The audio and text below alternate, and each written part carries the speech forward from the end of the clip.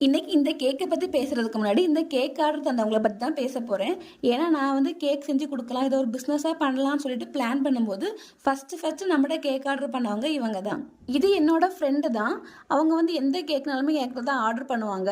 இது வந்து அவங்க பொண்ணோட பர்த்டேக்காக ஆர்டர் பண்ணியிருந்தாங்க.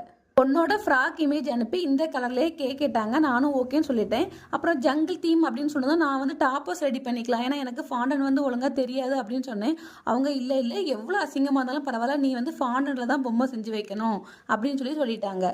எனக்கு உன் மேல நம்பிக்கை இருக்கு. நீ நல்லா செய்வ. நீ வந்து என்ன வச்சு ட்ரையல் பார்த்த மாதிரி நினைச்சுக்கோ. ஏன் சும்மா ட்ரை பண்ணு அப்படின்னு சொன்னாங்க.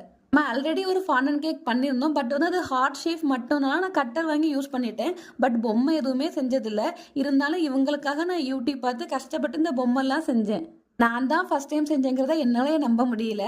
இந்த கேக் உங்களுக்கு பிடிச்சிருந்ததுன்னா இந்த வீடியோவை லைக் பண்ணிட்டு மறக்காம நம்ம சேனலையும் சப்ஸ்கிரைப் பண்ணிருங்க.